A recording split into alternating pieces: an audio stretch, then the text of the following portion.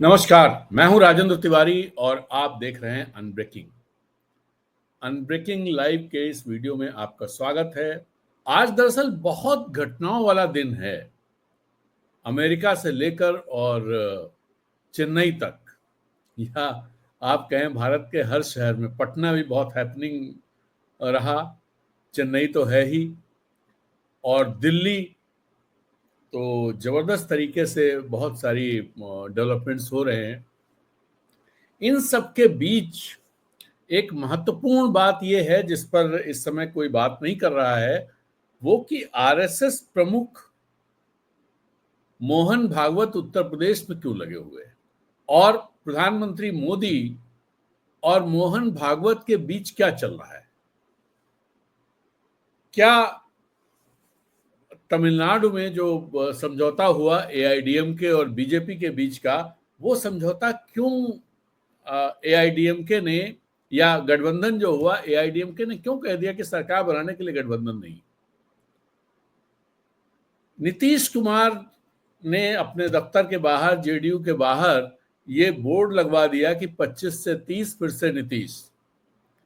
और आज जब सम्राट चौधरी वीर कुंवर सिंह जयंती की जो तैयारियां चल रही हैं, उसकी वहां एयर शो होना है, उसको लेकर के वो बैठक कर रहे हैं, अलग से बैठक कर रहे थे, जिसमें राजीव प्रताप रूड़ी भी शामिल थे, चीफ सेक्रेटरी और ढेर सारे लोग। और उधर नीतीश कुमार सड़क पर उतर पड़े और वो पहुंच गए जेपी पथ पर, वो वीर कुंवर सिंह पार्क में पहुंच गए जहां पर एक कार्यक्रम होना है, और वहां अधिकारियों को अपनी तरफ से बहुत सारे इंस्ट्रक्शंस दे दिए। यानी जो सम्राट चौधरी बैठक कर रहे हैं उसका कोई मतलब नहीं रह गया। और ये जो कार्यक्रम होने वाला है, दरअसल 23 तारीख को वीर कुंवर सिंह जयंती है और 24 तारीख को प्रधानमंत्री आने वाले बिहार, उसकी अलग तैयारियां चल रही हैं। ऐसे में जो ये सब घटनाएं चल रही हैं, बंगाल को लेकर के भी तमाम बातें चल रही हैं कि कहीं ऐसा तो नहीं कि वहां पर राष्ट्रीय शासन की तैयारी चल रही हो। स्टालिन ने, जो सुप्रीम कोर्ट ने राज्यपालों और राष्ट्रपति को लेकर के जो बातें, जो इंस्ट्रक्शंस दिए हैं, उनको लेकर के अलग तरह का एक वो स्टैंड लिया है। मतलब वो तो उनके सपोर्ट की बात है, और उन्होंने उसको लेकर के केंद्र सरकार पर हमला बोला है। उपराष्ट्रपति को भी घेरे में लिया है। कपिल सिब्बल ने सुबह प्रेस कॉन्फ्रेंस की। उपराष्ट्रपति ने दरअसल ये कह दिया कि जो अदालतें अब कानून थोड़ी बनाएंगी, मुख्य संसद का काम करेंगी। इस तरह की बात, चूंकि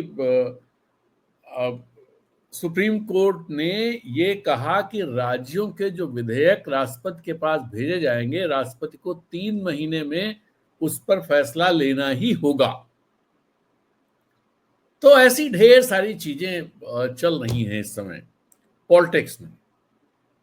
इटली की प्रधानमंत्री मेलोनी वाशिंगटन में थी, और ओवल हाउस में जो है वो प्रेस कॉन्फ्रेंस भी हुई, जिसमें मेलोनी ने कहा कि हम जो काम कर रहे हैं, उन्होंने मेक अमेरिका ग्रेट अगेन की जगह उन्होंने कहा हम काम कर रहे हैं मेक वेस्ट ग्रेट अगेन। और जब वेस्ट ग्रेट अगेन की बात उन्होंने कही, साथ में उन्होंने कहा कि ये सिविलाइजेशन का मामला है।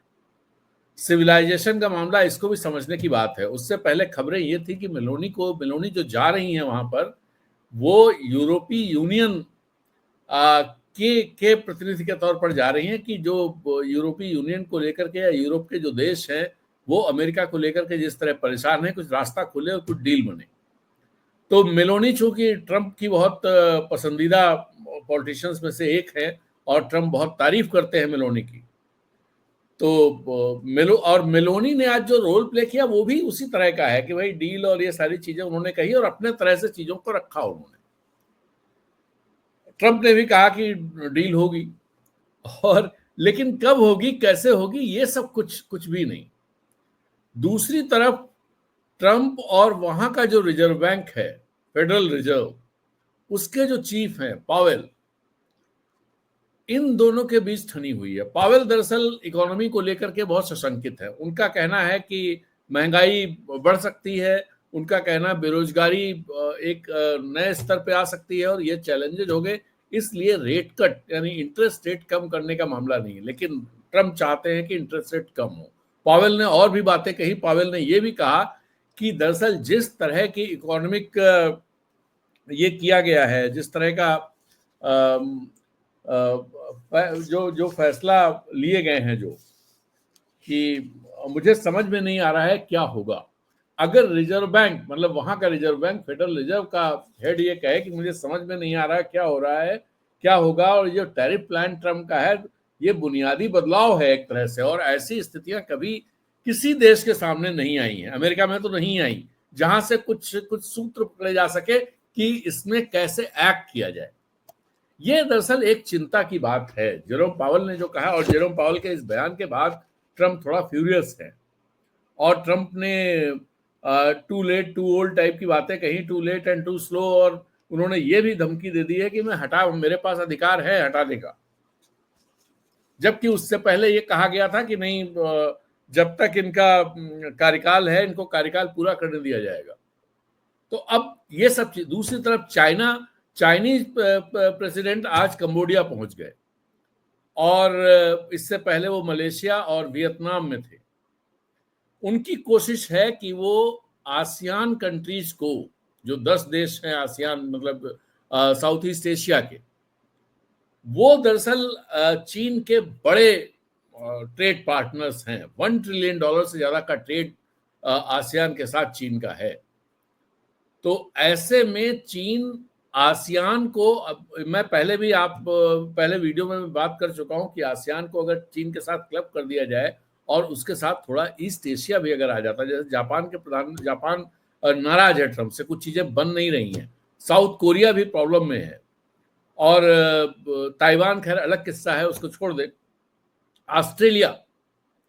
तो ये इन सारों से जो चीन बात कर रहा है, चीन बात तो यूरोपीय यूनियन से भी कर रहा है। उर्सुला आने वाली है, जो जुलाई में आएंगी। अभी कुछ दिन पहले जो चीन के प्राइम मिनिस्टर हैं, उनसे उनकी बात हुई टेलीफोन पर, वीडियो कॉल पर, और उर्सुला भी आने वाली हैं। इसके अलावा भी स्पेन के प्राइम मिनिस्टर होकर के गए हैं, और भी कई लोग इस उसमें लगे हो। भारत एक तरफ और मुश्किल में फंसा हुआ। भारत की दिक्कत ये हो गई है, आज प्रधानमंत्री ने टेलीफोन पर, जो अपने सोशल मीडिया पर उन्होंने डिस्क्लोज किया कि उन्होंने एलन मस्क से बात की।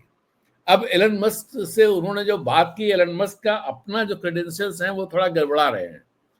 व्हाइट हाउस में एलन मस्क और जो इकोनॉमिक एडवाइजर हैं ट्रम्प के, उनके बीच में 36 का आंकड़ा हो गया है, और बहुत सारी जो टैरिफ को लेकर के बहुत सारी चीजें हैं, उनमें बहुत कुछ चीजों में ये एलन मस्क बिल्कुल सहमत नहीं है। दरअसल उनके बहुत सारे जो कारोबारी हित है, दरअसल उनकी सबसे बड़ी फैक्ट्री चीन में है, और चीन पर 245% का टैरिफ लगा हुआ है। ऐसे और भी बहुत सारी कंपनियां हैं। खैर, तो प्रधानमंत्री ने टेस्ला, या आप कहें कि एलन मस्क कहें, टेस्ला छोटी चीज है, एलन मस्क से बात की। एलन मस्क माने जाते हैं कि वो प्रेसिडेंट ट्रम्प के सबसे खास लोगों में से एक हैं। जेडी वांस, जो वहां के वाइस प्रेसिडेंट हैं, जेडी वांस और उनकी पत्नी उषा 21 तारीख को दिल्ली आ रहे हैं, और वो प्रधानमंत्री से मिलने वाले हैं। जेडी वांस के आने से पहले एलन मस्क से बातचीत, तो इसमें भी कई चीजें देखी जा रही हैं कि भाई किस तरह से चीजों को सेट। एक लेकिन बहुत गड़बड़ बात यह है कि जो अच्छी नहीं लगी मुझे, गड़बड़ नहीं, या कहें गड़बड़ नहीं कहे, ये कहें मुझे अच्छी नहीं लगी, वो बात यह है कि एलन मस्क को फोन करके बात कर रहे हैं prime minister Modi. Elon Musk एक कारोबारी है, दुनिया का सबसे रिच आदमी है, वो अलग बात है, ठीक है, लेकिन एलन मस्क से बात करनी पड़ रही है प्राइम मिनिस्टर मोदी को, चीजों को सेट करने के लिए। ट्रम्प से तो उनकी दोस्ती है, इतनी बड़ी बातें कही जाती थी, तो दोस्त तक पहुंचने के लिए वाया मीडिया जरूरत पड़ रही है। आज इस बारे में अपने यहाँ की मीडिया में जो खबरें छपी हैं, उसमें इस बात का खंडन भी किया गया कि भाई जो एलन मस्क है उनसे तो प्रधानमंत्री मोदी का जब वो चीफ मिनिस्टर थे गुजरात के तब से वो उनकी जान पहचान है और उनसे बातचीत है। अरे इससे क्या फर्क पड़ता है? नरेंद्र मोदी प्राइम मिनिस्टर हैं दुनिया के सबसे बड़ी डेमोक्रेसी के, और उनको अगर प्रेसिडेंट ट्रंप से बात करने के लिए या डील्स के लिए या कुछ कंसेशंस के लिए अगर इस तरह के लोगों से डायरेक्ट खुद बात करनी पड़े, ये कहीं ना कहीं भारत की जो छवि है या भारत की जो ताकत है उसके डिमिनिश होने का संकेत नहीं है क्या? सामान्य स्थितियों में बात करना, एलन मस्क यहां आए और बात करें, एलन मस्क फोन करें प्राइम मिनिस्टर को, समझ में आता है, लेकिन प्राइम मिनिस्टर एलन मस्क को फोन करें यह समझ में नहीं आता है। आप दूसरी तरफ देखिए कि ट्रंप बिल्कुल हर हालत में मरे पड़े हैं कि शी जिनपिंग उनको फोन कर लें, और शी जिनपिंग है कि बिल्कुल कहीं मतलब उधर देखने का ही नाम नहीं ले रहे हैं।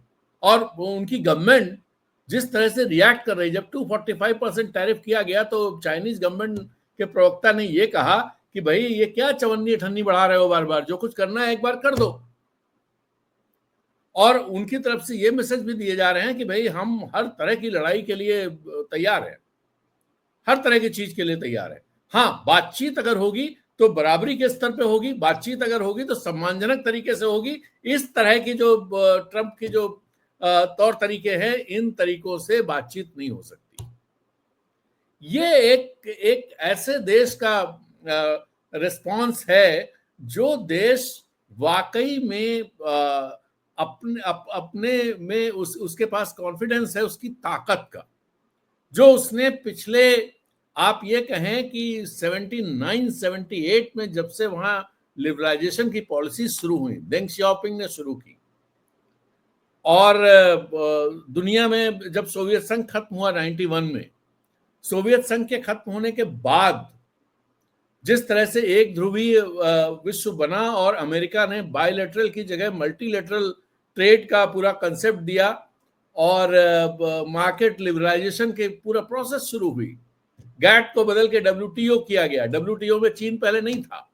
चीन 2001 या 2000 में शामिल हुआ है WTO में, उसने सब शर्तें मानी, और मल्टीलैटरल जो ट्रेड सिस्टम है इसका सबसे ज्यादा फायदा चीन नहीं उठाया। और चीन 2000 में जो उसको लेकर के तमाम तरह की आशंकाएं थी, आज वो दुनिया की दूसरी सबसे बड़ी इकोनॉमी बना हुआ है। और इसके अलावा अगर हम ये कहें कि आज की तारीख में सबसे फास्टेस्ट ग्रोइंग इकोनॉमी भी है, क्योंकि फर्स्ट क्वार्टर के जो उसके रिजल्ट्स आए हैं, जो जीडीपी ग्रोथ रेट आया है दैट इज 5.4%, और इंडिया 5.4%, अभी अपने यहाँ आंकड़े नहीं आए हैं, लेकिन इससे ज्यादा होंगे इसकी कोई गारंटी नहीं है। दूसरी बात यह कि जो अपने यहाँ के आंकड़े हैं उसको लेकर के सबीर भाटिया, जिन्होंने हॉटमेल बनाया था, उन्होंने सवाल खड़े कर दिए कि भाई यहाँ की जीडीपी कैलकुलेट कैसे होती है, इसमें तो बहुत गड़बड़ है। तो तमाम तरह की चीजें चल रही हैं। अब सवाल एक जो सबसे बड़ा है, अपने देश में सबसे पावरफुल ऑर्गेनाइजेशन अगर भारतीय जनता पार्टी और इस सबको देखा जाए तो इनका जो पितृ ऑर्गेनाइजेशन है आरएसएस। आरएसएस क्या कर रहा है? और इस समय जो भारतीय जनता पार्टी, दरअसल देश के सामने जो चैलेंजेज हैं, उन चैलेंजेज को आरएसएस भी देख रहा होगा, क्योंकि आरएसएस जो 100 साल की उसकी साधना है, जो उसका विजन है, जो चीजें हैं, जिस दिशा में चीजों को ले जाना चाहते थे, उस दिशा में चीजें इस समय बहुत तेजी से जाती हुई दिखाई दे रही। लेकिन जो दुनिया में जो चीजें हो रही हैं उनके चलते कहीं ना कहीं तमाम आशंकाएं भी हैं। भारत की छवि जिस तरह से गड़बड़ा रही है, जिस तरह से यहाँ की डेमोक्रेसी को लेकर के, और जैसे अभी वक्फ विधेयक को लेकर के जो जिस तरह की चीजें सामने आई हैं, उससे बहुत अच्छा मैसेज ग्लोबल कम्युनिटी में नहीं गया है।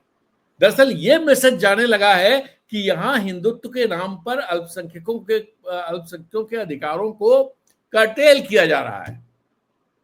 ये मैसेज जाने लगा है, और ये मैसेज भारत के लिए बहुत खतरनाक है। और हिंदुत्व जिस तरह की चीजें हो रही है, जैसे आप अभी देखे जो जो उड़ीसा में हुआ, फादर ग्राहम स्टेन्स के जो हत्यारे थे, उस हत्यारे को छोड़ दिया गया। दारा सिंह को भी एक ऐसी खबरें हैं जो मेन कल वो है, जेल में बंद है, जिनको फांसी की सजा हुई थी, ये कहा जा रहा है कि उनको भी छोड़ा जा सकता है। उससे पहले अब जब ये हुआ है तो तुरंत लोग रिकॉल करते हैं 2022, जब बिल्किस बानो को रेप करने वाले और उनके परिवार का हत्या करने वाले 11 लोगों को 15 अगस्त से एक दिन पहले 15 अगस्त की पूर्व संध्या पर रिहा किया गया था। गुजरात की सरकार ने रिहा किया था, और जब उसके खिलाफ कोर्ट जाया गया तो गवर्नमेंट उस फैसले के साथ खड़ी थी। तो ये जो ये इससे सब मैसेज जा रहे हैं, वो मैसेज, ये बात सही है कि जो जो आरएसएस का आइडियोलॉजिकल प्रोजेक्ट है, उस प्रोजेक्ट पर मोदी जी बहुत तेजी से आगे बढ़ रहे हैं। योगी जी तो और तेजी से आगे बढ़ते नजर आते हैं। महाराष्ट्र में भी बहुत तेजी से बुलडोजर चल रहे हैं। तब बंगाल में जो हो रहा है वो देख लीजिए, वक्फ वाला है ही है। अगला आ रहा है कि साहब समान नागरिक संहिता पर आ जाएंगे। तो ये सारी चीजें जम्मू कश्मीर से लेकर के तिरुवनंतपुरम तक वक्फ विधेयक का विरोध हो रहा है।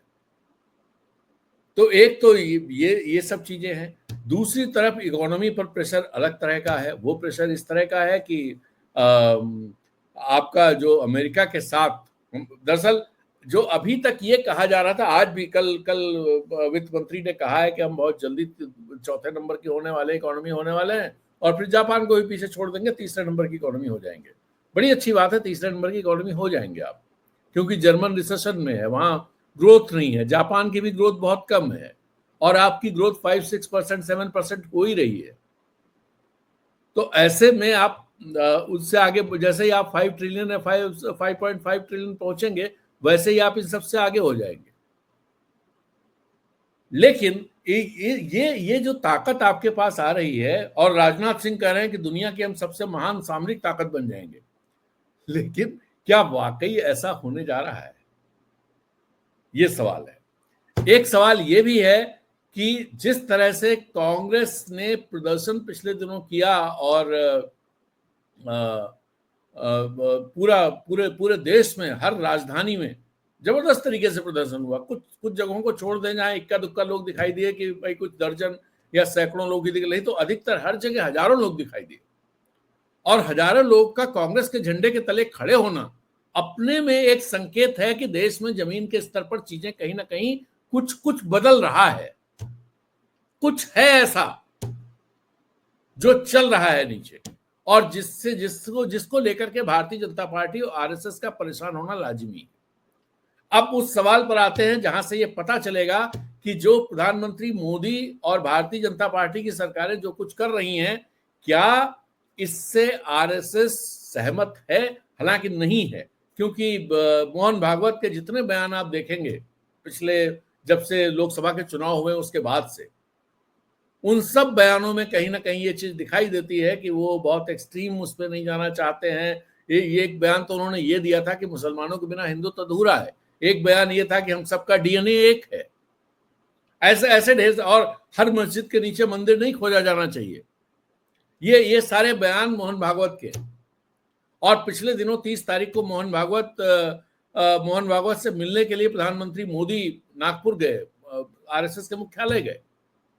वो कार्यक्रम तो बहाना था, लेकिन आरएसएस के साथ एक जो तनातनी चल रही थी, और इस तनातनी के चलते कहें या देश में जो इश्यूज खड़े हुए, उन इश्यूज के चलते, खासतौर पे दलितों के बीच में, अल्पसंख्यकों के बीच में, ओबीसी के बीच में जिस तरह की चीजें खड़ी हुई, उन इश्यूज के चलते कहीं ना कहीं भारतीय जनता पार्टी और प्रधानमंत्री मोदी कमजोर हुए। आप इस बात का अंदाजा इस बात से भी लगा सकते हैं कि सी वोटर का एक सर्वे जो बिहार को लेकर के आया, बिहार का सर्वे है हालांकि वो, लेकिन फिर भी सम्राट चौधरी जो भारतीय जनता पार्टी की तरफ से चीफ मिनिस्टर के वो चेहरे माने जाते हैं, और जो नायब सिंह सैनी ने जो बात कही भी पिछले दिनों, उन्होंने ओपन कर दिया ये बात। ये सारे लोग, इवन नीतीश कुमार भी टॉप 2 में नहीं आ रहे हैं। तेजस्वी के बाद वो आ गए, पीके आ गया, और तेजस्वी और इनके बीच गैप बहुत ज्यादा है। ये भी ये चीज दिखा रही है कि भारतीय जनता पार्टी की जो स्थिति है वो क्या होती जा रही है। तो ऐसे में सबसे बड़ा जो फैसला होना है और जिस फैसले से ये पता चलेगा कि आने वाले दिनों में आरएसएस भारतीय जनता पार्टी को किस लाइन पे ले जाना चाहता है, वो है भारतीय जनता पार्टी के प्रेसिडेंट का चुनाव। प्रेसिडेंट कौन होगा? एक बात बहुत साफ है जो आई है, सामने आई है, वो ये है कि आरएसएस ने बहुत साफ कर दिया है कि प्रेसिडेंट ऐसा व्यक्ति होना चाहिए जो इंडिपेंडेंट हो, जो इंडिपेंडेंटली अमित शाह और नरेंद्र मोदी के सामने खड़ा हो सके। इसके मैसेज बहुत साफ है। इसका मैसेज ये है कि ऐसा कोई व्यक्ति प्रेसिडेंट बनने नहीं जा रहा या नहीं स्वीकार किया जाएगा जो अमित शाह से जूनियर हो पॉलिटिक्स में। और जैसे ही ये बात आती है वैसे ही बहुत सारे नाम कट जाते हैं।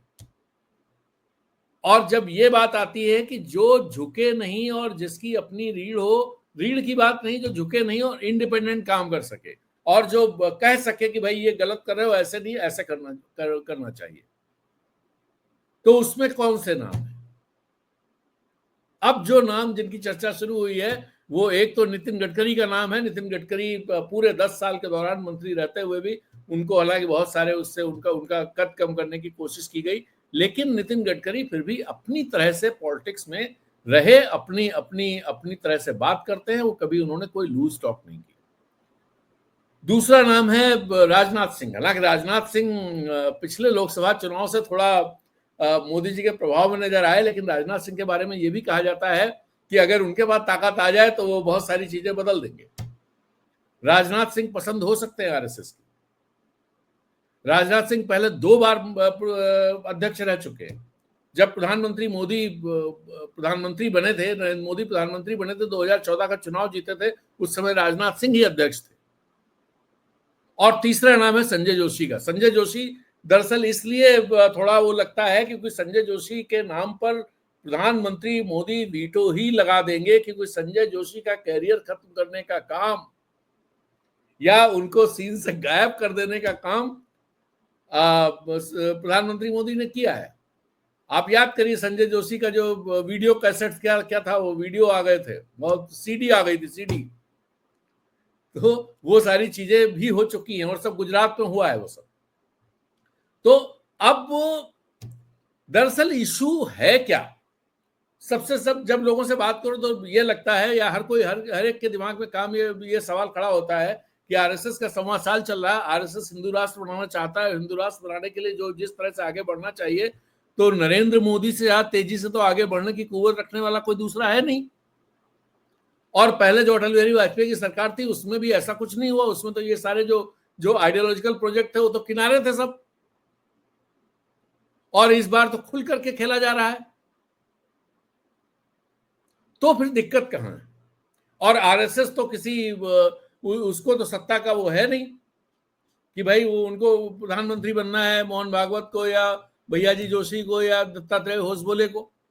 हालांकि एक चीज और बता दें, दत्तात्रेय होसबोले और अरुण कुमार का भी नाम इस बात में आ रहा है कि उनको भी अध्यक्ष पद पर भेजा जा सकता है। हालांकि मुश्किल काम है, वो ऐसा होगा नहीं। तो चर्चा है, इसलिए मैंने कहा कि जिक्र कर देते हैं।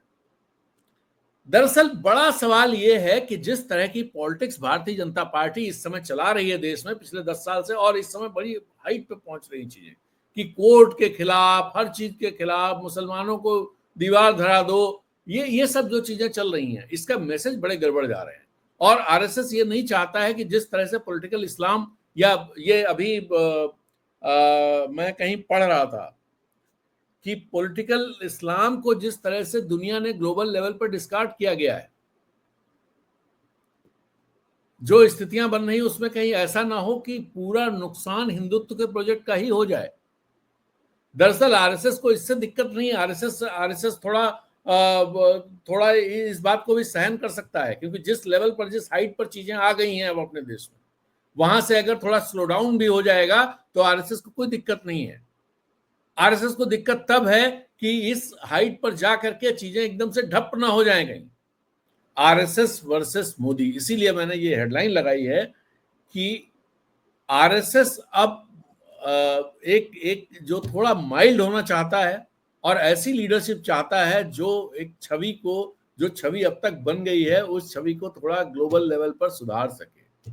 ऐसी ऐसी लीडरशिप चाहता है। तो इजाजत दीजिए, फिर मिलते हैं। नमस्कार, जय हिंद।